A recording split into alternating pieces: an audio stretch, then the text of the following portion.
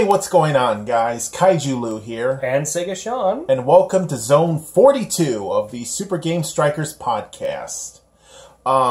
Start things off with some surprising news. Sega Sean. I would like to announce that our very own Sega Sean will be competing in the Nintendo World Championship qualifying matches. That's right. At one of our local Best Buys. This is an event that is hosted in, I guess, in certain Best Buy stores across across North America that is hosting the event, and the event is going to be on the weekend of August 26th to the 27th, Saturday from 10 a.m. to 7 p.m., and Sunday from 10 a.m. to 5 p.m. Yes. And so, Sega Sean, I know you've looked up some articles and read up some stuff, so what can you tell us about this, and what games are going to be featured on there? Because I remember you told me a couple of them, which sounded really, I don't want to say off, but surprising. What they're going to have playing. Well, I mean, we don't know what they're exactly. We don't know exactly what they're going to have playing. But well, what games they chose? Well, I remember in 2015 they had NES games. I think NES games and Wii U games. That was basically the divide right there, and they had Mario Kart 8 at the time, Splatoon. Then you had ones like Balloon Fights, that was made by Iwata and stuff. And anything could happen at this Nintendo World Championships. But for to qualify, you have to play. I know they're dividing them in two age groups. The littlest age group, which is 0 to 12. Yeah, 0 to 12. The second group is 13 and up. 0 to 12 has to play, I think, as Luigi in Luigi's Mansion Circuit and Mario Kart 7. And then for the older audience, you have to play as Bowser and in Bowser's Course or whatever, and you have to get the fastest time. So I guess if when I go there, I think it might. Yeah, because I think for the older group, they say you're supposed to play as Mario. Using standard cart. You have to play as Bowser. Wheels. Bowser. Bowser, standard everything, and you have to be the fastest. And then time attack. I'm kind of glad that it's not just a regular Mario Kart race, because even if you're the most skilled, anything can happen in Mario Kart. So it's like, okay, to show your true skill, get the best time. And so I'm going to try and do it, see how it goes. Well, you think there's a reason why Nintendo, for this qualifier, they picked Mario Kart 7? Because it's more accessible. I would say so, because, not everybody has a Switch, so not everybody has Mario Kart 8 Deluxe. Not everybody has a Wii U, as we know. So, for Mario Kart 8, the Nintendo 3DS has been around for a long time, and it's getting a new breath of fresh air with the new 2DS XL, so everybody's pretty much got Mario Kart 7. You even have it, don't you? No, I don't. What the hell, Lou? Well, we've played it years ago. We played it, yeah. On the old Wii days. Yeah. But the championship itself, I know this is going to be your first time competing in one this year. Yeah. But the championship, Nintendo World Championships itself, this happens every year around this time. Just they skipped a year last year. Oh, they didn't? The first year was 1990. They didn't do anything until 2015. And then we thought it was going to happen again in 2016, but they didn't. And now they're doing it out of nowhere. And so to the people who make it past the qualifiers, they actually get a trip. Free trip to New York City. Get a trip to New York. Paid for by Nintendo. Paid for everything to go. Get to meet that's where the championships are held. That's the only place that's always been held every year in New York. I think the last one was at E3 of 2015. Okay. I remember, that's what they had. That was in California, right? Yeah, E3. But yeah, this is the first time it's been in New York, and I'm just in it for the free trip, honestly. If I don't win all the way, I had fun. But do you know what the grand prize is besides some plaque? Say, hey, you're the champion. You get a trophy. Is there prize money or? There might be something like that. I do know there was a trophy and something else. There might be some other things. I'm not really sure. Because honestly, I don't remember. Correct me if I'm wrong. The last winner, the person that won it, didn't Shiggy present them with the... I think he was out there. I know Reggie was, and I think Bill was there too. Honestly, that's the best reward for me. If I get to shake his hand, if I get to meet Reggie and stuff, I don't even need a trophy. But like I said, free trip to New York. That's a prize all on its own too. You get to go to Nintendo World there too if you want, because it's there. or Nintendo New York as they call it now. So that's fine. Do they cover the bill for everything you buy in the Nintendo store? Oh, that might be the grand prize. Maybe something like that. I'd be fine with that too. I'd get everything. Take everything and you buy me a Star Fox leather jacket now. Oh. Yeah. Oh, all right then. But once again, Nintendo, the qualifiers are at local Best Buy stores the weekend of August 26th to the 27th. And Sega Sean, once again, of Super Game Strikers. I'm debating, should I mention the channel? One of our local ones. Should I mention the channel? Yeah, go for it. I'm also I'm debating, what do you think? I'm going to ask your honest opinion. If they ask me, because I know at the Nintendo World Championships for 2015, they had people make their own nicknames and stuff if they wanted. Mm-hmm. If I say Sega Sean, will they allow it? I don't know. They got Mario. I win and I'm like, Sega, that's what Nintendo. They got Sonic and Smash Brothers, so I think you can do it. Maybe, and I don't know. I'm kind of debating. I'm like, maybe I should just do Sean because I don't want to offend Reggie or anything. He's like, Sega. Oh no. I'm like, come on, guys, they help you out. Sega guy winning the whole thing. Yeah, exactly. That's the funny thing. Meanwhile, Sega's like, yeah. Yeah, we can sponsor that. Oh man, but once again, good luck to you. I'll try. You know, the qualifiers. Oh, also, I think you're gonna do great. I think you're gonna do really good at least in the Mario Kart 7 one. Well, yeah, I hope. I mean, that's the only qualifying thing, which is you're the king of Mario Kart. There are betters. There are betters. I know you've watched me. I know. And just to let people know too, if you just want to go not to qualify, you can play Super Mario Odyssey and Metroid: Samus Returns at the qualifying Best Buy. So go there, demo the game and stuff too. Have a Nintendo Day. Oh God, those lines. Oh. Especially for Metroid. I'm going to be doing it. I hope they have more than one kiosk. Reggie's like, you only have one. Oh, man. But once again, good luck, Sega Sean. I'll do my best, I guess. But we're going to have to turn this down a peg because some sad news. A channel update. YouTube's editor. Oh, yeah. Do you want me to say it? Okay. I think we should talk about this. Okay, well, just folks, let people know. Yeah, we've hit a little bit of a snag in the creation process of our videos because YouTube has announced. Well, not really. A lot of people don't even know about it, nor do they really even use YouTube Editor. We're the cheap assholes that do, but it's helped us get this far. And anyway. YouTube's editor is shutting down in September. Oh, excuse me. So that's still for some unknown reason. For unknown reasons, because when I went to go edit our last video, you still haven't heard. Instead of shutting it down, they're just keeping it, but they're going to charge you. No, I wouldn't pay it. I'm just saying it's just shut down. Just shutting down. Yeah. When I was working on our previous video, I couldn't find it. I couldn't find the option to click on Creator Studio or something. Not Creator Studio. It was a YouTube editor. I couldn't find it, so I typed in the URL that I usually go to, and there it was, but it had in big bold letters at the top, YouTube's editor will be stopping in September. So there you go. So we don't know what exactly we're going to do. Yeah, I was about to say, we just want to let you guys know.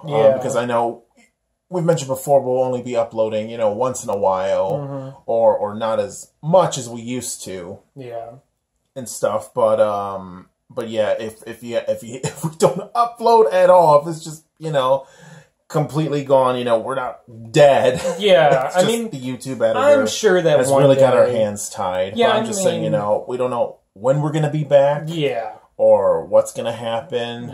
Because. We've been planning on getting our own laptop and tech and everything, but a lot of other personal issues on the side, what with money. Money's the biggest issue, really. Yeah. Yeah. But, I mean, it's not that we're dead. We might be dead for a little bit, but will George A. Romero rise again, right? I mean... man. Yeah, we're just going to have to see what happens. But yeah, just wanted to let you guys know about that. Yeah, that's the update. I mean, and but yeah, once again, we appreciate everyone. No, thank you. Support thank the you channel. We're still gaining subscribers and here stuff. And there, views. and the views have been doing really modestly well. Yeah, Phoenix Wright, all that stuff. Thank you everyone who's been supporting. It's surprising, us. But yeah, even when we don't upload, mm-hmm. Or we upload once in a while. So yeah, thank you everyone still for your support. Mm-hmm. I just want to get that out there as well. But back to some fun stuff, I guess. Mainly, the main thing for this podcast we're going to talk about, after seeing everything that's happened, after watching and listening to everything that's happened the last few months, what with E3 and even beyond, all the game news, lots of games coming out. Lots of games have been announced. Lots of stuff. Oh, yeah. 2017, even 2018, they're going to be really big years for games. 2017's holiday season is yeah. But lots of wallets are going to be just make your Christmas list early. Just lots of raped wallets. Mm-hmm. Oh yeah. Oh man, but I thought, hey, why not for fun?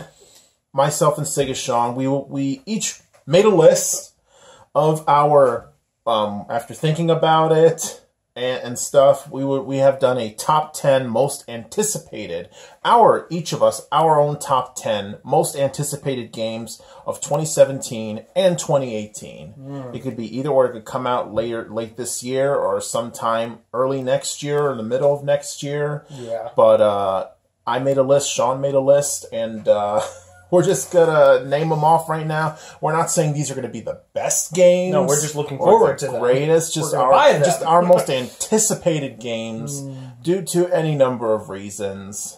And I can't wait to share these to you guys.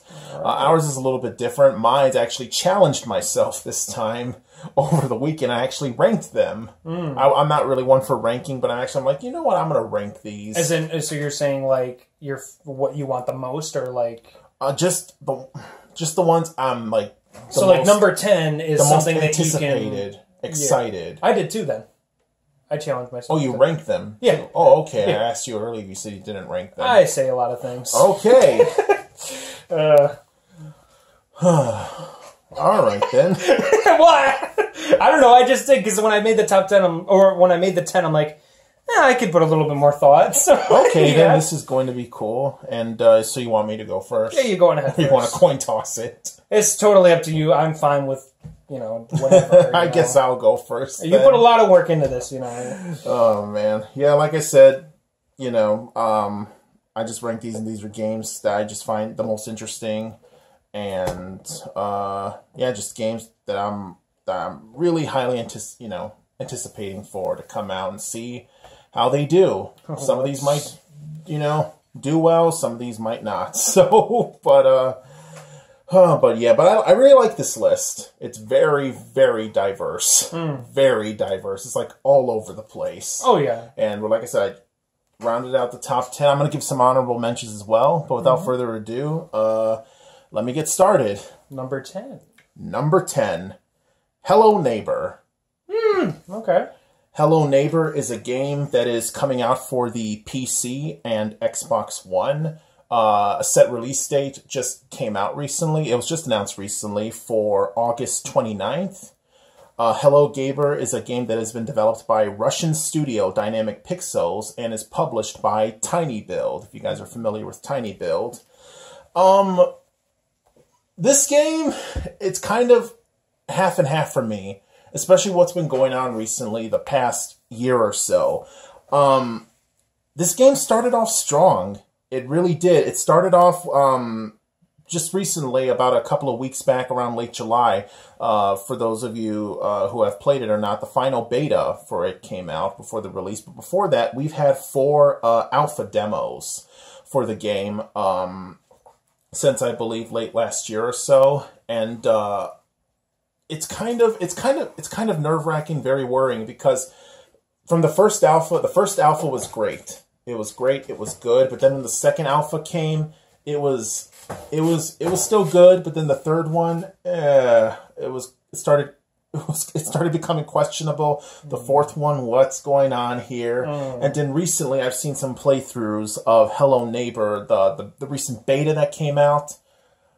Total pile of dog poop. But what makes you want to look forward to it then? Really quick too, is it coming on a PS4? No, just PC and Xbox play it One. Then? Anyway, I've seen some playthroughs. Okay. Of them, and but each new version. But like I said, it's really worrying because, like I said, it started off huge. The hype for it was real. Yeah. The game hasn't even been out yet. Huge fan base, lots of parodies. It's already up there. But like I said, as each alpha, and even it's just gotten worse and worse in the beta that just came out late July. The game is coming out less than a month away. Mm-hmm. So you honestly think that in 1 month's time they're going to fix all those bugs and patch all those things up, or are they just going to release that as the final product itself? Yeah. Which sucks, because was this going to be the next indie hit, or in the end was it just a cash grab? Because the game is, the thing too about it is that the game is priced at $30. Because at even for an indie game, $30 is still pretty steep. That's steep. But the highest I've ever seen an indie game go is around that price, and sometimes it's even well worth it, because when you compare the quality and the overall quality and value that you're getting, when you compare it to other $30 indie titles that came out over the years, like a few years back, Soma came out. That was a $30 indie game. Game was great.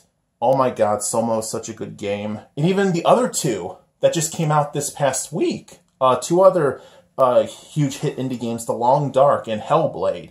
Those two are priced around $30 and wonderful.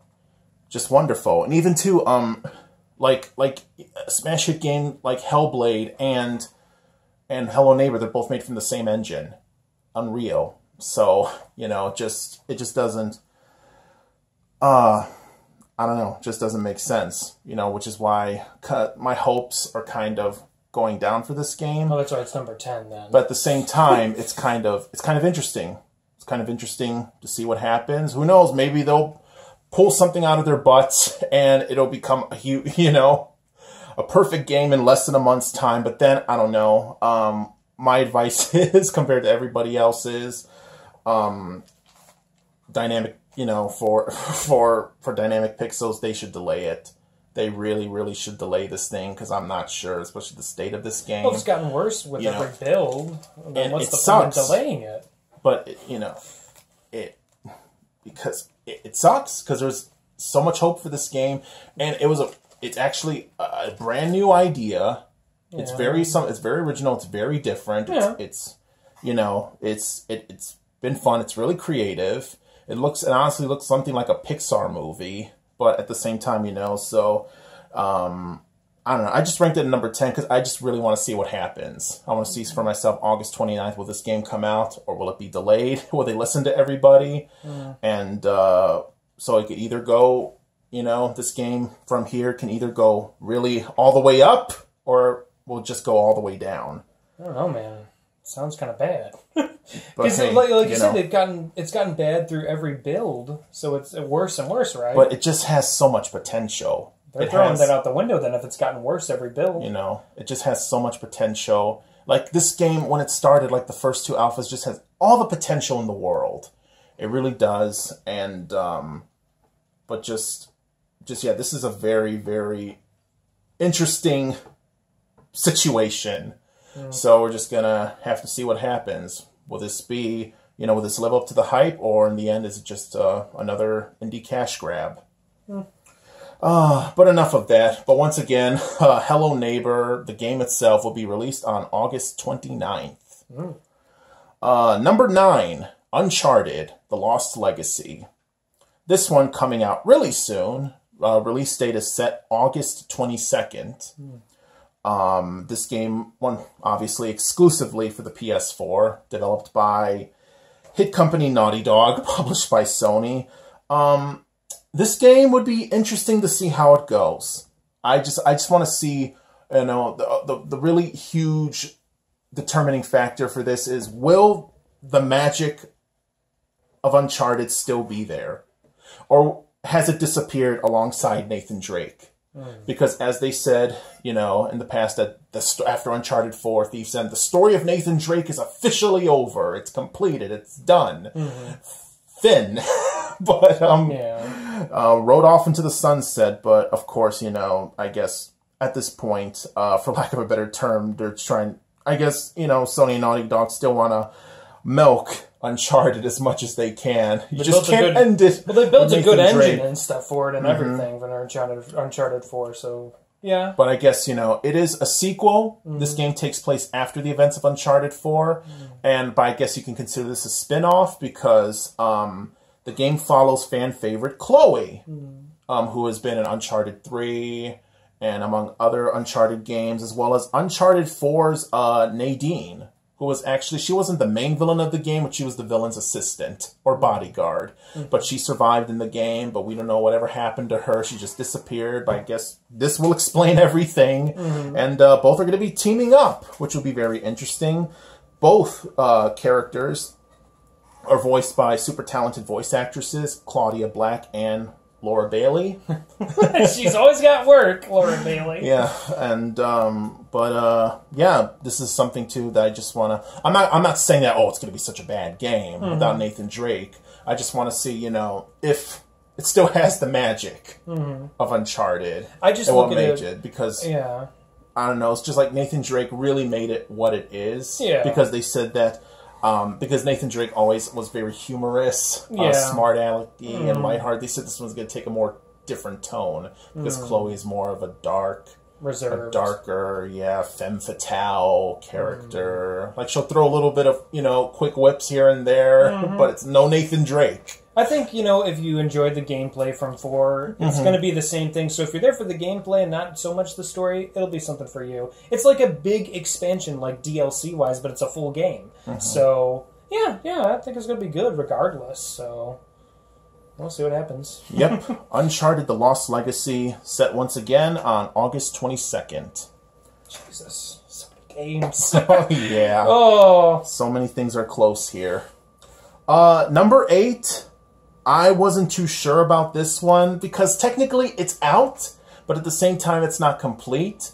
Another indie horror game that's been a huge smash hit as of late, Bending the Ink Machine. Episodes 3 through 5. This game is for the PC only on Steam and I believe Game Jolt. Game Jolt, I think it came from Game Jolt first, but then it got the green light recently from Steam.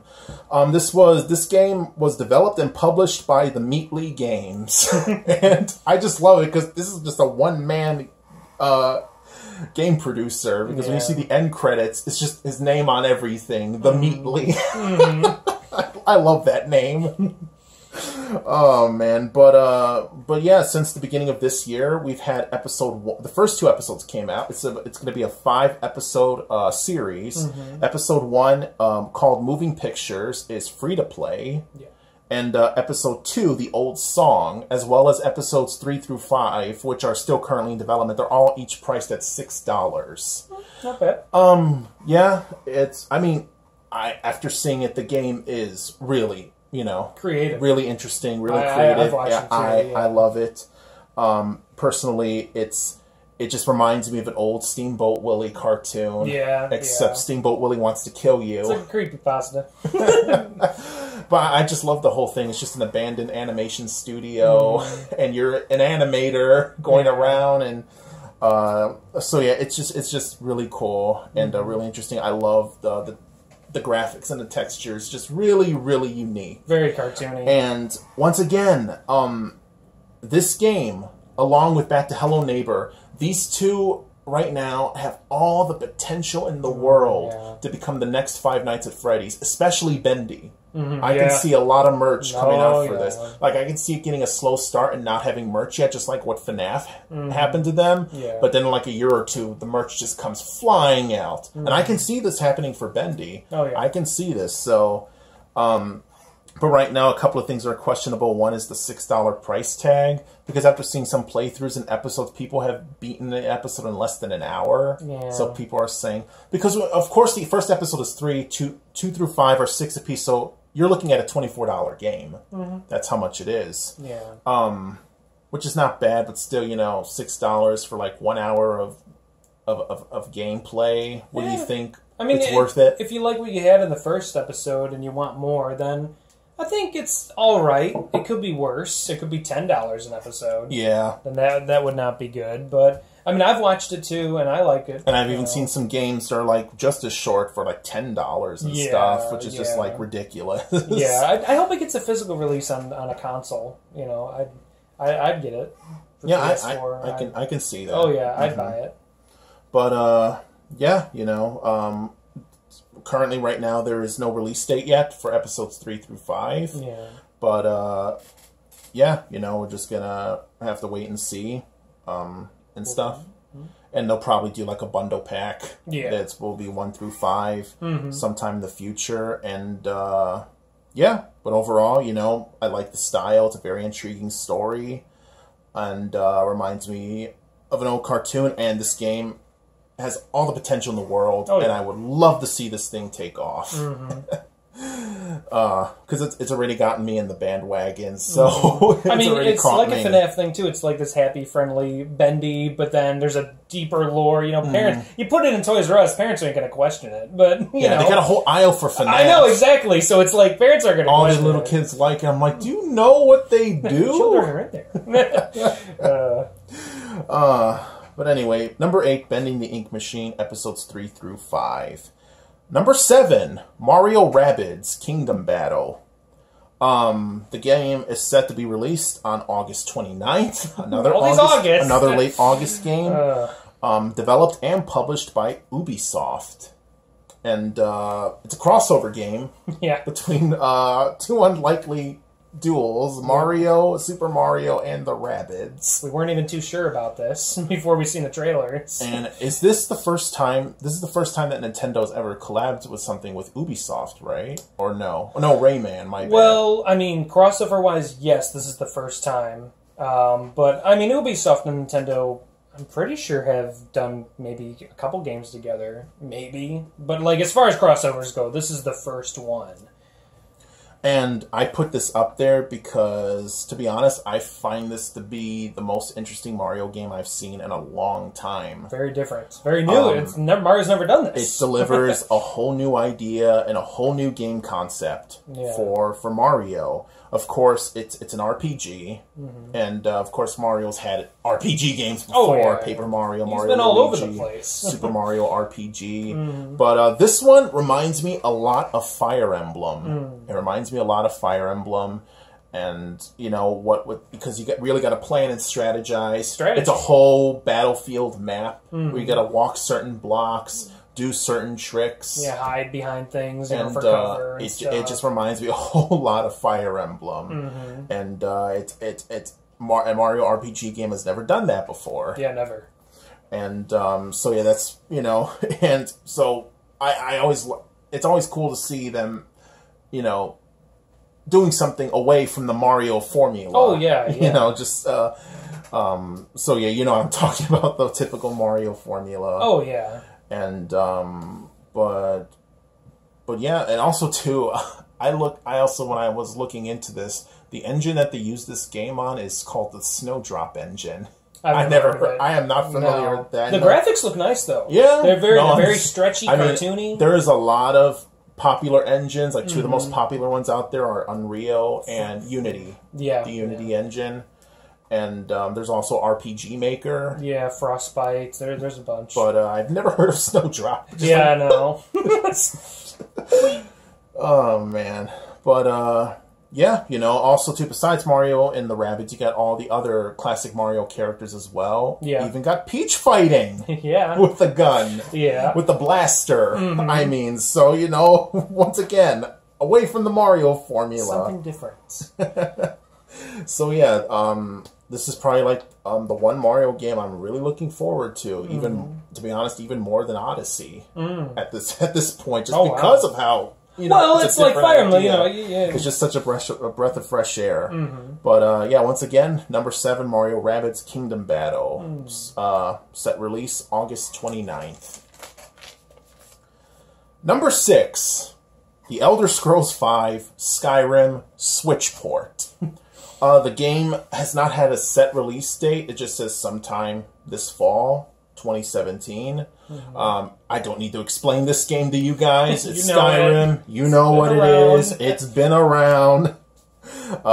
Big Bethesda game. Don't need an explanation, but to this day, I'm still like, oh, how far we've come with cartridges. How far, like, people can just, blink at it or not bat an eye. But me, I'm still going bananas over it. That the whole world of Skyrim, the whole big world of Skyrim inside this little cartridge. I know, it shouldn't be surprising because they already fit a huge open world game like Legend of Zelda, Breath of the Wild, in a small little cart. But this is Skyrim. Yeah. It's insane. It's amazing how far cartridges have come. Yeah. Where even like some 20 years back, discs were more powerful. And for games like Final Fantasy VII, you had to put over a dozen cards to fit the whole game on there. Yeah, for N64 if they did it. And that's why they switched the discs. But you went back to cards, it just still blows me away. Yeah. I know too, besides Skyrim for the Switch, Skyrim is also, I'm not sure, I think it's coming out around the same time. Skyrim is also going to be on the PlayStation VR. Yeah. So that's going to be interesting. Yeah. But still, I don't know. I feel like it's... But then again, it's more... Well, not everybody has a Switch. Because I'm like, even if you want to play Skyrim VR, you have to get the helmet. Which is like... $400. That's But then again, I'm like, not everybody has a Switch. And the Switch is $300. Yeah. But unless you go to Best Buy... Because when I go to Best Buy, I see a bunch of Switches people. Yeah. They've been doing really good. So go there. I don't mean to sound like a smart aleck, but I'm like, everyone's saying I don't have a Switch. I'm like, go to Best Buy. It's getting better. It's getting better. Target had 1. Best Buy had like over 20. Oh, man. But I am super excited for this game overall, especially it's amiibo compatible. Yeah, with the Zelda amiibos. You get the Link gear, the Master Sword. It's still kind of awkward to see a Nord and Link and Link's tunic, but still, I digress. Really cool to see. And motion controls too. I mean, you'll see how they are, And and also very history making here. Yeah, Nintendo and Bethesda, an Elder Scrolls game on a Nintendo title. Yeah. If this was 10 years back, and I would say something like this, people would tell me to get out of here. That I'm nuts. Get out of here. But yeah, once again, number 6, Elder Scrolls V Skyrim for the Switch. Number 5, The Evil Within 2. No, that's the sunglasses. Another Bethesda game. Yeah. 2 in a row here. Game is set to come out Friday the 13th, October 13th. It's bad luck. Published by Bethesda, but developed by, as the first one that came out 3 years ago, Tango Gameworks, which is owned and operated by the original Resident Evil creator, Shinji Mikami. I'm just really excited about this game because hopefully this answers a lot of questions. A lot of unanswered questions. Like, as much as I love the first game and how good the first one was, it just left a lot of plot holes and unanswered questions for the fans and stuff. So yeah, I'm just really looking forward. Kind of came out of nowhere too. Remember, it was just like, oh, there it is during the Bethesda presentation. I think it was before that, but still, yeah, it was around that time, and it was like, hey, there's a new. Because I know for sure it's going to answer one of the plot holes, which is about the main protagonist, Detective Sebastian Castellanos' daughter, which is what the whole game is about. He's looking for his missing daughter, who was presumed killed in a fire, but but yeah, you know, can't wait to see. Yeah. Can't wait to see it, and they're answering the questions on that one, and yeah, and also too more about the secret organization behind the game, and the game even looks even more terrifying. But sorry, I'm drawing a blank here, but doesn't really dwell much on these unanswered questions. So yeah, that's why we have the sequel here, I guess. Yeah. The game is coming out for the PS4, Xbox One, and the PC. Number 4, Shadow of the Colossus, the PS4 remake. And this is the key word here for this game, remake. Apparently it's not a remaster, but a remake. This game is coming out sometime in 2018. Once again, only for the PS4. This game was developed a long time ago by Team Ico. The game is the same story and setup. The same thing, you know, nothing has changed. But apparently the whole game itself is going to be remade. Isn't that a remaster? I don't know. They're really stressing from articles I've read, they're calling it a remake.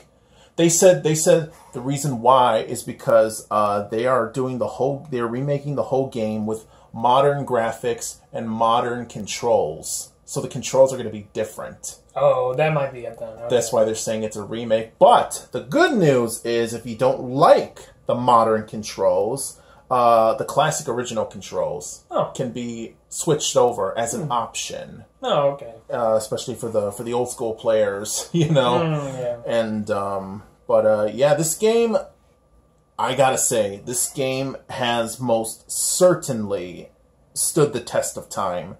It has most certainly. It debuted way back in 2005 for the PS2. It was the 2005 Adventure Game of the Year. And this thing has been on 3 straight PlayStation, 3 generations of PlayStation games, you know, debuting in 2005 for the PS2, then around 2010, 2011, that alongside with Ico was brought back as an HD collection for the PS3, and now it is getting a remake for the PS4, you know. It is certainly stood the test of time. Yeah. And it certainly stands out among other video games. It is the perfect example of video games and art blending in together and showing that video games truly is an art form. I mean, when you look at other games like Ico, another good example would be Okami. But yeah, certainly Shadow of the Colossus, the story, the music, the creatures, the textures. The game is timeless. The game is a timeless classic. No questions asked. So yeah, I am really looking forward to this. That's why I rank Shadow of the Colossus PS4 remake number 4. Number 3, top 3. Almost done here, folks. Number 3, Remothered Tormented Fathers. Remothered Tormented Fathers, set to come out sometime in 2017. No specific release date yet. It's coming out for both the PC and the PS4. Developed by Chris Darrow of Darrow Arts and Stormmind Games. This game is pure classic survival horror. It is an indie game that really brings back that old school horror. It is very Clock Tower inspired and Silence of the Lambs. I mean, literally, if Clock Tower and Silence of the Lambs had a baby, bam, you got Remothered Tormented Fathers. What I mean by old school horror, there are no guns, no crazy puzzles, no crazy combat or anything, and it is all your enemies are basically stalkers. Just the return of the stalker characters. And what I mean by stalker characters, back in the day you had Nemesis from Resident Evil 3, Pyramid Head, Silent Hill, even Scissorman from Clock Tower. So that's what I mean by stalker enemies. And you gotta run, you gotta hide. Your character grows and gets upgraded from time to time. But yeah, old school survival horror coming back with this game. From the beta that came out about a month or two recently, the game looks great, but a few bugs that they probably need to fix, but that's a pretty common thing. Well, it doesn't have a release date yet, right? So yeah. So. And if you guys want to hear more information, the game has an official website that gives you all the information and everything you want to know about the game. And and it's really, really interesting, and some pre-order offers. And and another thing too that I hope they fix is kind of like the dialogue, because the dialogue, especially in the opening, it's very awkward. Like they talk, the talking doesn't seem natural. It's like super fast. Like, hello, how are you? You want this? No, it's fine. You know, like that. There's no like pauses. Yeah. But nonetheless, after looking into this game some more, one of the things that's really cool about this is that the game's music is composed by Nobuko Toda. She is a music composer that has composed a lot of top-notch AAA titles. Oh, wow. She has done music for Halo, the Halo games, Final Fantasy, and also, believe it or not, the Metal Gear Solid games.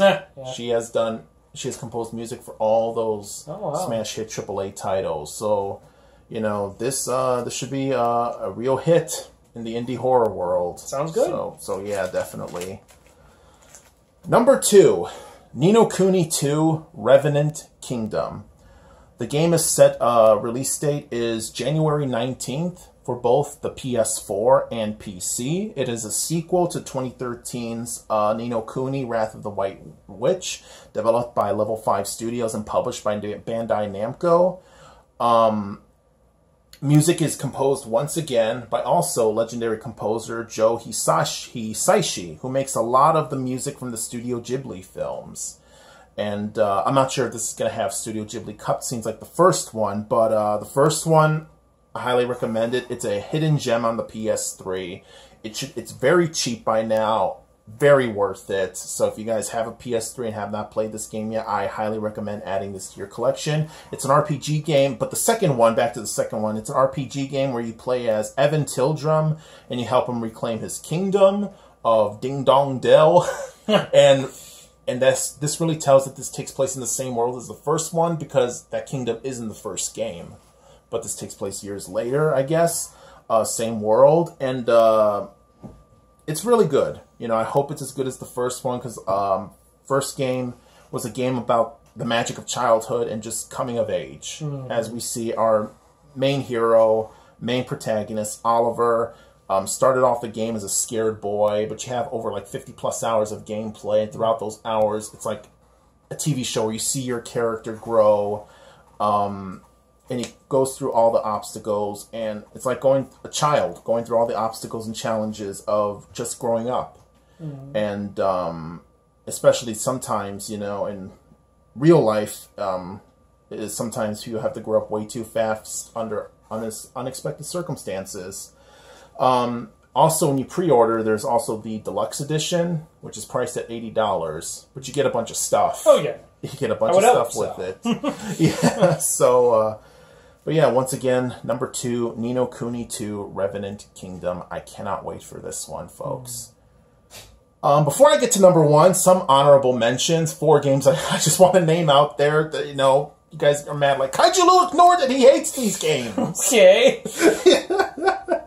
But here are my 4 honorable mentions. Fire Emblem for the Switch, that is coming out sometime next year. We don't know much about it or what's going on with it. It just said Fire Emblem, its own Switch title. That is not Fire Emblem Warriors. Don't mix it up with that. But a main series Fire Emblem game coming out for the Switch sometime next year. To tide yourself over, you can get Warriors. Exactly, and those Fire Emblem amiibos of Chrom and Tiki. Oh yeah. We already got a dozen Fire Emblem amiibos that are out already. And once again, Super Mario Odyssey coming out October 27th. Sonic Forces coming out on holiday 2017. And finally, for you Metroid fans out there, Metroid Prime 4 coming out sometime in 2018. Number 1, God of War for PS4. PS4 exclusive to come out sometime in early 2018. Developed once again by Santa Monica Studios, published by Sony Entertainment. This is going to be a very different God of War game compared to the original saga. In this game, we step out of the world of Greek mythology, and we are now into the world of Norse mythology, which is very interesting because Norse mythology, that is the world of Thor, Loki, Odin. That's their realm. So will they be featured in the game? Maybe. You know, all the Greek gods are dead. You know, so it's just going to come after the Norse gods now. Ooh. I would love to see him mangle up Thor. Oh. Just F him up. Oh. Look what he did to Hercules. In God of War 3, he's ripped his face. Oh. I'm like, if they did that, Hercules is not safe. But anyway, that's their realm. I guess all the Greek gods are dead. What do you think he's going to do to these ones? In this game, I guess he's back to being a mortal man. This is set, I believe, years after the events of God of War 3. Kratos has a son this time. His name is Atreus, which is very interesting because I want to know who's his mother then. And they had a lot of sex in those games. And in this game, Kratos, throughout the game, his son, I guess, is by his side at all times. He raises his son, teaches his son to survive, and protects him from all sorts of mythological beasts and monsters. Single parenting is tough, folks. Yeah, you know? So much that you forget to shave. Oh, man. I believe we've seen first footage of this was E3 last year, right? Wasn't it last year's E3 when they showed clips of it? Because I remember when they showed Kratos, everyone clapped. Yeah. It was at the beginning, I can't believe how long it's been. And like I said, it looks different from all previous God of War games. Because when you look at the whole original saga, it was just Kratos just walking around and you just got 30 monsters all around you, just ripping them up and just huge button mash glory. And, but yeah, this looks more over the shoulder. This looks... I don't want to compare it to Hell, but this reminds me of Hellblade. I'm not saying these two are related or one copying the other one, but recently, Hellblade that came out this past week, God of War, it looks just like the new God of War style. It's very stylized like that. It looks like shoulder. I don't believe this game is a button masher. It looks like it carries much more emphasis on the narrative. And which is cool. I'm excited about this. I gladly welcome this difference. And I can't wait to see how this game picks up after the original saga. So number 1 goes, once again, the God of War on the PS4. Next up, we got Sega Sean giving his top 10 most highly anticipated games. Yeah. Can't wait to hear what he has when we come back after this short break. Also, this is going to be a 2-part podcast, so because we can't fit this all into one. It's the biggest podcast I think we've done yet. So besides that long live action thing with the Resident Evil one. Well, anyway, so yeah, but yeah, we're going to do a break and just click on part 2. It's up there. It's on the channel. So yeah. See you then. Bye-bye. Dear PlayStation, I know in God of War 3 you're this Kratos guy seeking vengeance against the gods, but since my boyfriend got it, he's been totally ignoring me. Okay. Oh. Okay, hold on.